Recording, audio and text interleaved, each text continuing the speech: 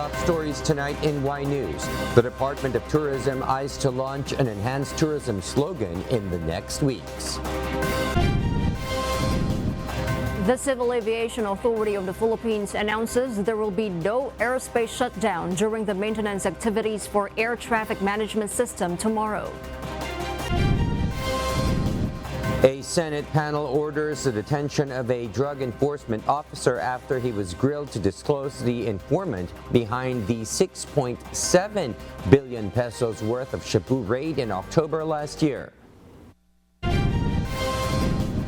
And investigations into former United States President Donald Trump and his alleged ties with Russian officials have been released by a special prosecutor.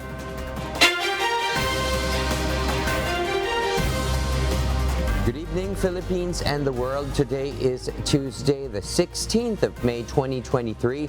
Join us in the next hour as we deliver today's top stories around the Philippines and in other parts of the world. I am William Theo. We are also seen in 1,935 satellite monitoring centers nationwide and via live streaming worldwide through the UNTV News and Rescue social media channels. I am Hardin Delgado.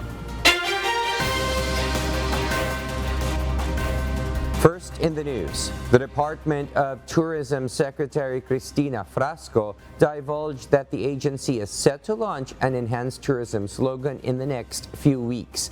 This announcement comes after President Ferdinand Marcos Jr. approved the Philippine Tourism Development Plan for 2023 to 2028.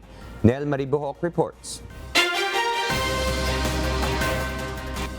The Department of Tourism is set to come up with a new tourism slogan. This is according to Tourism Secretary Cristina Frasco when asked if there will be any changes in the agency's marketing strategy following the approval of the National Tourism Development Plan for 2023 to 2028. Secretary Frasco stated that an enhanced tourism slogan would be released in the next few weeks after the agency's consultation with various stakeholders. While the Department of Tourism has not yet come out with an enhanced tourism slogan, as that is a country brand, I assure you, you love it. The tourism chief said the tourism development plan would focus on products, connectivity, infrastructure development, and promotion. The plan will also focus on overall tourist experience and strengthening tourism governance, especially in the regions. The focus of the Department of Tourism will be to highlight the heart and soul of the Filipino that is evident in our culture, our festivals, our food, the local products of our small and medium enterprises, our living cultural heritage, everything that makes us diverse and unique and a proud Filipino people that gives us pride of place. Based on the DOT's data, the Philippine tourism industry made 1.74 trillion pesos from domestic and foreign tourist receipts and generated 5.2 million jobs for Filipinos in 2022 alone. Nel Maribuhok, UNTV News and Rescue, we serve the people, we give glory to God. The Civil Aviation Authority of the Philippines has announced that there will be no airspace shutdown during the maintenance activities for the air traffic management system tomorrow from 2 to 4 a.m. Janice and Henta will tell us why.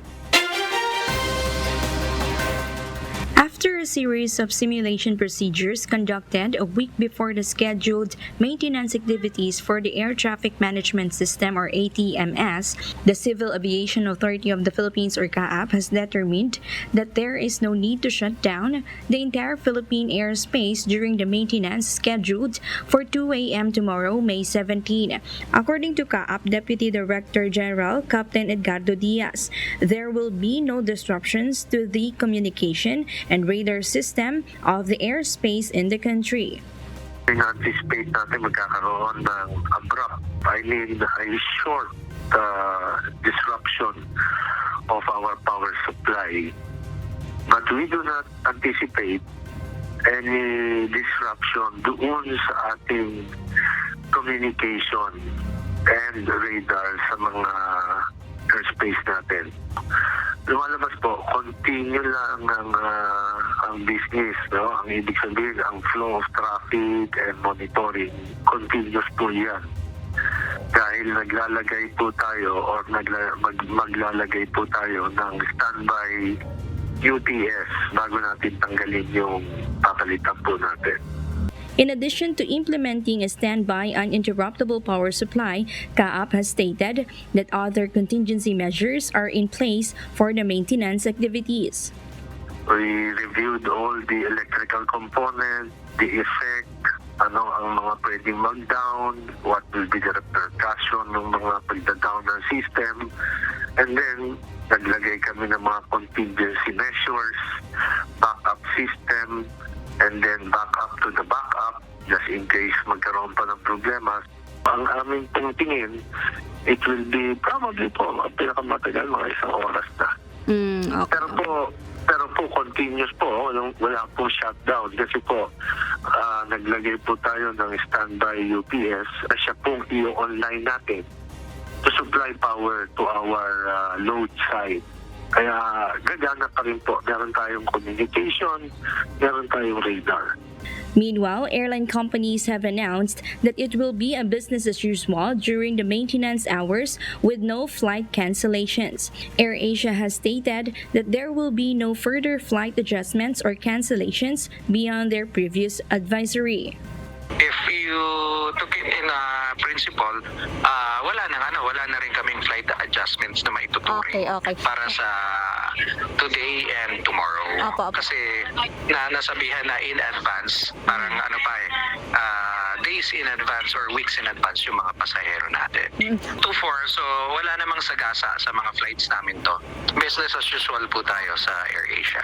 Philippine Airlines has earlier confirmed that their flights will remain operational tomorrow despite the radar system upgrade activities. Cebu Pacific will also not implement any flight adjustments or cancellations. The airlines po naman, as I said, advised naman po sila. Kaya contingency procedures, I believe, to our advisories, in place na rin po. In addition to airline companies, CAAP assures that airports in the country are prepared for the scheduled maintenance activities for the ATMS. Janice Hente, UNTV, News and Rescue. We serve the people, we give glory to God. In other news, the Department of Justice or DOJ revealed that suspended Negros Oriental 3rd District Representative Rodolfo Teves Jr. may return to the country tomorrow. Dante Amento tells us why. Department of Justice or DOJ Secretary Crispin Boyeng Remulla said he received an information that suspended Negros Oriental 3rd District Representative Rodolfo Teves Jr. is returning to the country tomorrow. It is from a reliable source who knows flight operations. But the DOJ chief did not disclose the time and place where Teves Jr. will land. May dumating na balita sa ating kanina na marahil papauwi na si Teves bukas. Yun yung sinabi sa amin kanina ng isang kausap ko. At si Teves, si Congressman Teves, ay pauwi na daw. Bukas ng umaga. Bukas daw. Hindi ko alam kung anong oras. Remulla also assures that the Philippine National Police and the Armed Forces of the Philippines are on alert for the security of Teves. He can return freely to his place because there is no arrest warrant yet against him.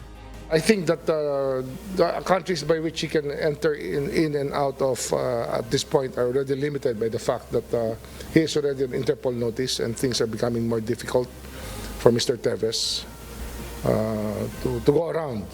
At least that is what was told to me by my reliable source.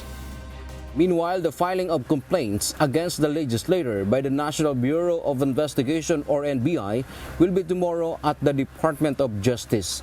Dante Amento, UNTV, News and Rescue. We serve the people. We give glory to God.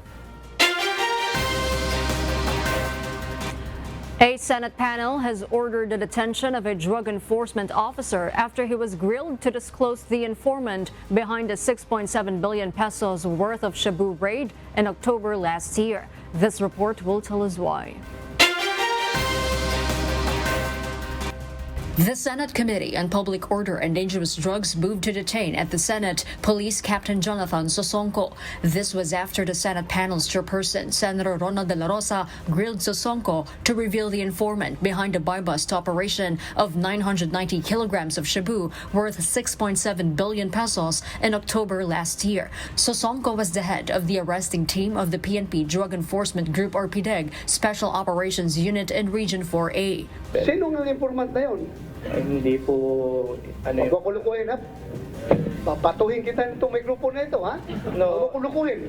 Sa totoo lang, sir, hindi Ha? talaga, yung pangalan, sir, hindi naman kasi informant, sir. Ha? Yung informant, sir, based on the tawag lang, o ganito, magbibigay yan. Wala naman po talaga akong maibigay, sir, dahil hindi ko naman po talaga kilala ang informant. Pero kausap mo. Yes, sir, kausap ko, sir. Tiwala mo yung buhay ng operatives mo sa isang informant na hindi mo kilala? Akin na yung number ng informant mo. Akin na. Yung tinatawagan mo. Your Honor, wala na po yung cellphone ko na gamit po. Sabi mo, tinatawagan mo, tapos ngayon wala kang number. Meanwhile, dismissed Police Master Sergeant Rodolfo Mayo, who personally attended the inquiry, denies being the bagman of high-ranking officials of the PNP. Ikaw ba ay bagman ng ilang mga matataas na opisyal sa PNP? No, Your Honor. Sigurado ka? Yes, Your Honor. Nagdi-deposit ng pera doon sa mga bank accounts ng mga nakakataas sa'yo na opisyal? I invoke my rights to remain silent, Your Honor. De La Rosa is convinced there was a cover-up going on to conceal the truth. Talagang lumalabas na yung grand cover-up na umiikot na sa kanila yung information eh. If they're not a member of the syndicate, they're afraid of the syndicate na matumbok kung sino yung sindikato na yan. The senator renewed his stance for the reimposition of death penalty for police officers who will be involved in the illegal drug trade. Harleen Delgado, UNTV News and Rescue. We serve the people. We give glory to God. The Commission on Elections, or COMELEC's second division, disqualified Al Barizo, a candidate for city councilor in the last 2022 elections in Legazpi City, Albay. This is for violation of the spending ban during the election period. He allegedly participated in the distribution of cash assistance to tricycle drivers. The respondent has 5 days to file an appeal for motion for reconsideration. Barizo is an ally of former Governor Noel Rosal and Mayor Carmen Geraldine Rosal, who are also both being disqualified by the COMELEC.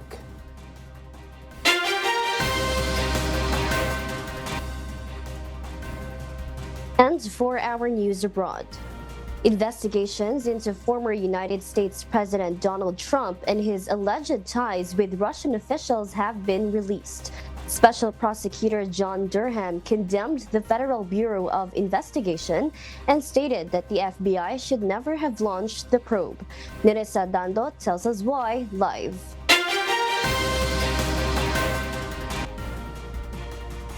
Good evening, Nerissa.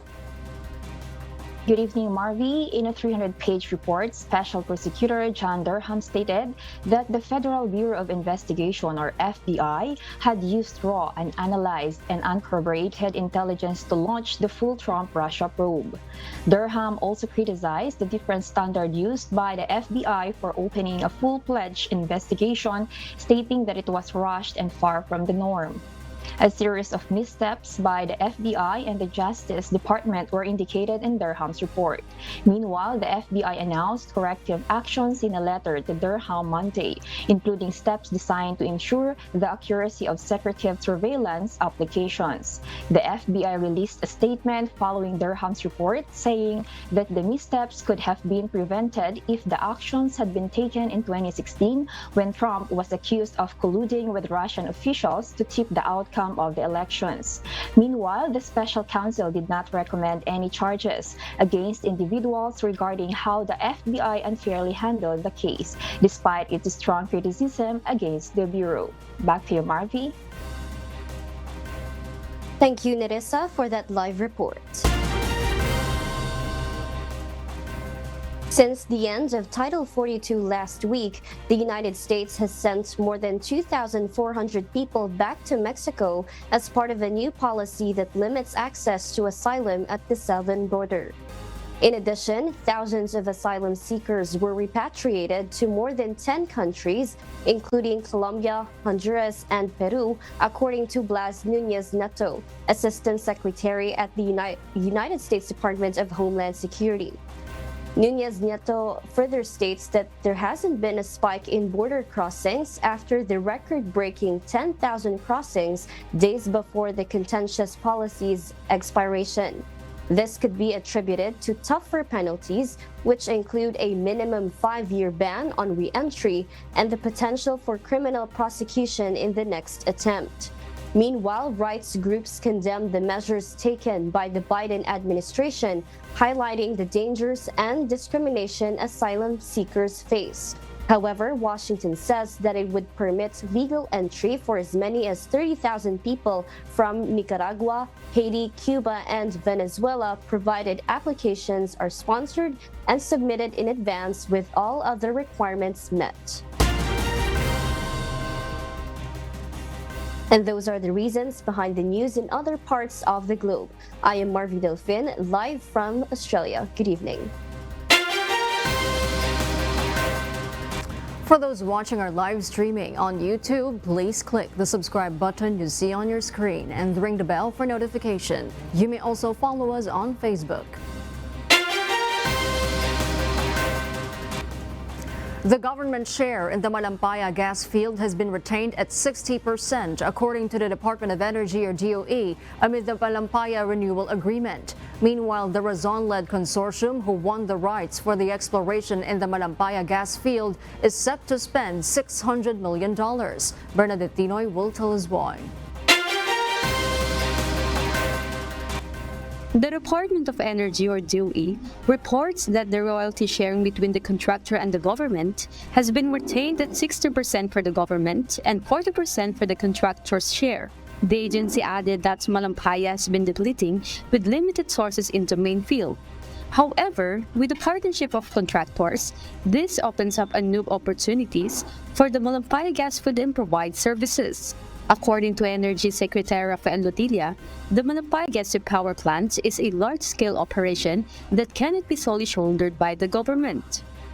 The Malampaya gas is on the decline, and therefore there will be a shortfall, and we cannot depend on it to power, for example, Ilijan power plant.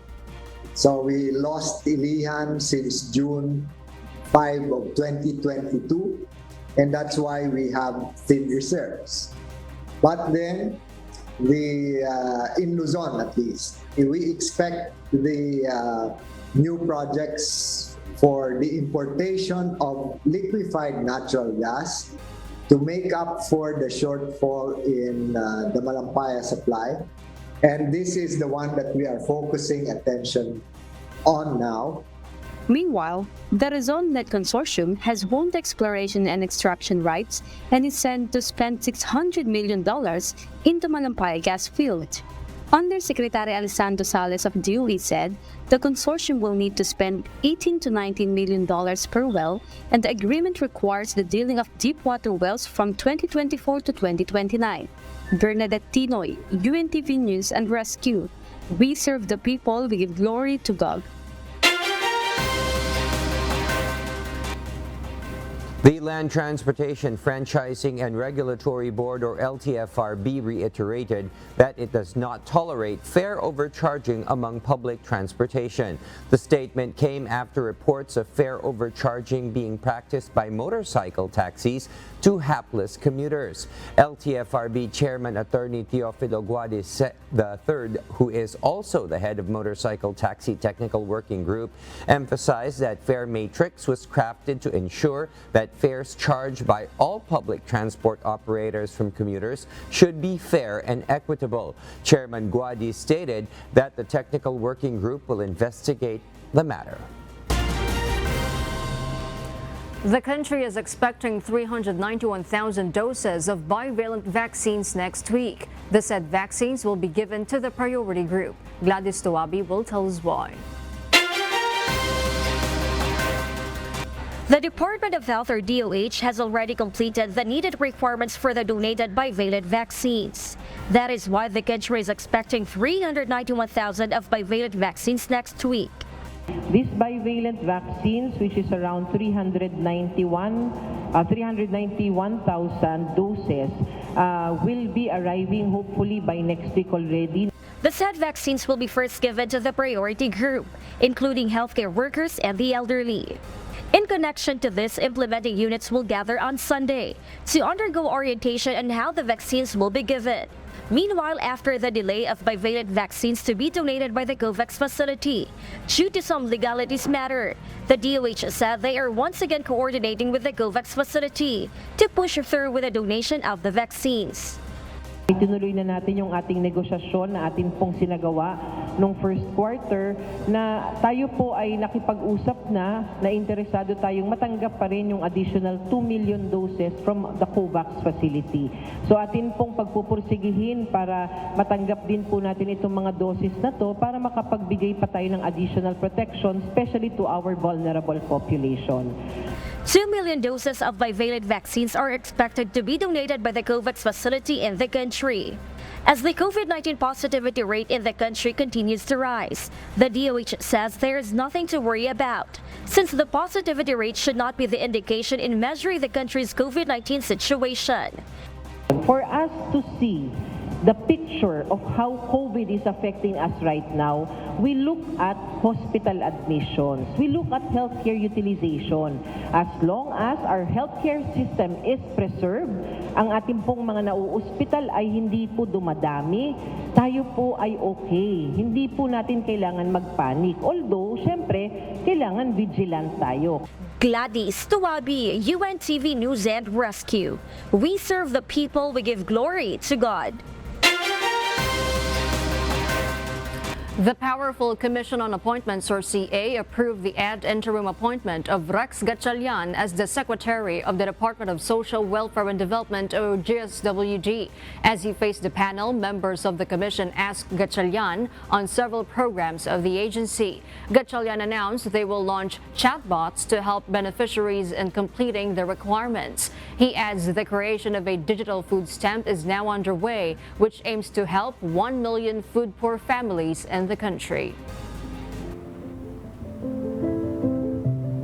Our kasangbahay, as the world faces these trying times amid the pandemic caused by coronavirus, we are inviting everyone to join the global prayer for humanity from Monday to Friday, 9:30 p.m. Philippine time through the social media accounts of Members Church of God International. And before we close, we will leave you with a word, giving glory to God.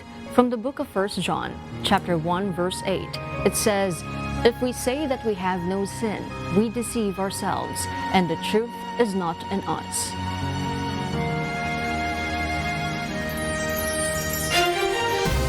And those are the reasons behind the news, May 16, 2023. Reasons we deliver to you as they unfold. I am Hardy Delgado. And because we need to know, we will always ask why. I am William Theo. We serve the people. We give glory to God.